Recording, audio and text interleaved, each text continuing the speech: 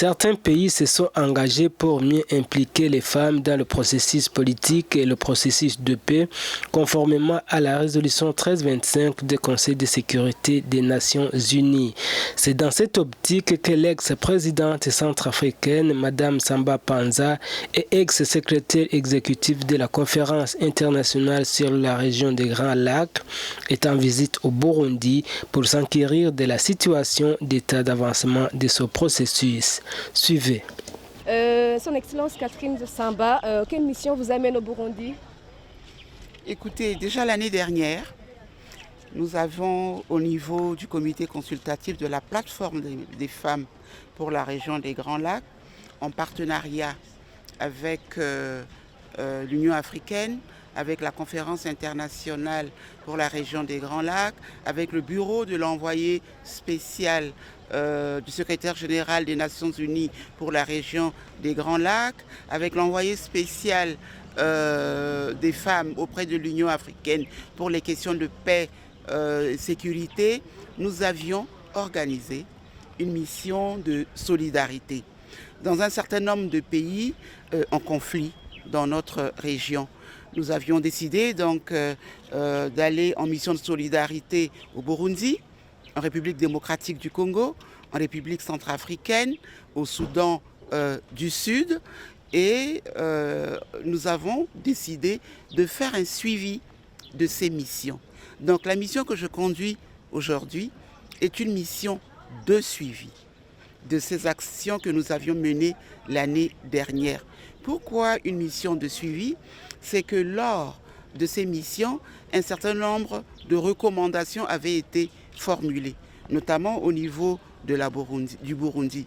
Il y a eu des engagements des pays pour mieux impliquer les femmes dans les processus politiques et dans les processus de paix, conformément donc à la résolution 1325 du Conseil de sécurité des Nations Unies sur les femmes, la paix et la sécurité. Donc nous sommes venus pour voir comment évolue dans cet engagement, quelle est l'évolution du processus en faveur des femmes, des droits des femmes, mais il y a surtout aussi beaucoup de questions sur les violences sexuelles et sexistes basées sur le genre, notamment dans les régions de conflit. Et le Burundi est un pays concerné également par ces questions. Donc nous sommes venus rencontrer les autorités, nous sommes venus rencontrer les femmes, nous sommes venus rencontrer les partenaires, les institutions des Nations Unies, l'Union africaine, etc., pour savoir comment ensemble on peut évoluer pour mieux mettre en œuvre la résolution 1325 à l'approche du 20e anniversaire de cette résolution qui aura lieu bientôt en septembre 2019. Globalement, voilà. Oui, vous êtes coprésidente du panel des femmes sages FemWise. Pouvez-vous parler du FemWise au Burundi?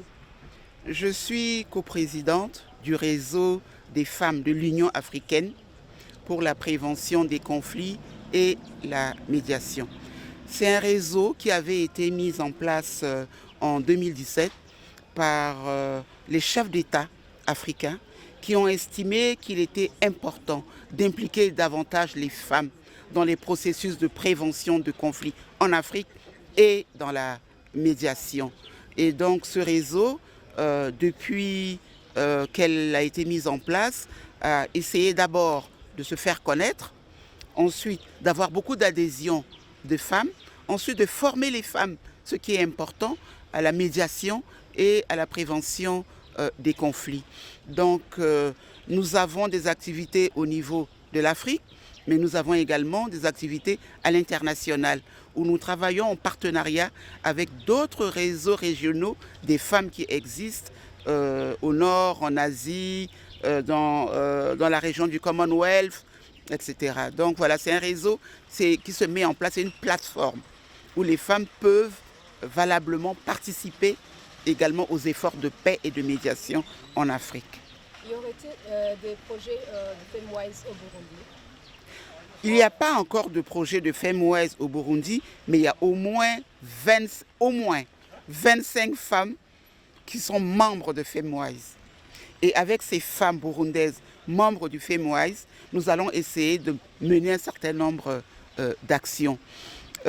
Pourquoi on n'a pas pu mettre en place une antenne de FemWise au Burundi avec ce nombre important de femmes? Simplement, c'est que nous voulons d'abord cadrer la mise en place donc, de ces chapitres au niveau national. Et une fois qu'on aura cadré cela, nous allons nous voir ensemble. Il y a beaucoup de choses à faire parce que ces femmes membres de FemWise sont des femmes membres des organisations de femmes à la base et qu'il faut soutenir et qui doivent elles-mêmes accompagner d'autres femmes également. Qu'attendez-vous de votre mission ici au Burundi, à la fin de votre mission ici? Quels sont les... Qu'attendez-vous de cette mission? Très bien. Il y a eu des engagements. On aimerait que ces engagements se transforment en mesures concrètes en faveur des femmes qui n'attendent que ça. Le Burundi est en train de vivre un processus politique fondamental. Il y a eu beaucoup d'efforts positifs qui ont déjà été faits. Mais nous voulions que les femmes soient impliquées également dans ces processus politiques et dans ces processus de paix. Beaucoup de femmes sont déjà engagées dans ces actions-là, mais il faut encore davantage d'efforts pour qu'elles apportent réellement leur contribution par une implication concrète à tous les niveaux. Un dernier mot, un message aux Burundaises surtout? Les Burundaises sont des femmes engagées, sont des femmes très impliquées. Elles doivent, quelles que soient les difficultés et la situation, continuer à s'impliquer dans les processus de paix, dans les processus politiques également, et puis au niveau communautaire pour soutenir les autres femmes. Nous sommes venus en mission de solidarité pour dire aux femmes burundaises, nous sommes des femmes africaines à vos côtés. Nous voulons vous accompagner. Nous voulons vous partager avec vous l'expérience que nous avons acquise dans d'autres pays. Donc voilà ce que nous sommes venus faire avec les femmes burundaises. Merci beaucoup. Merci. Merci.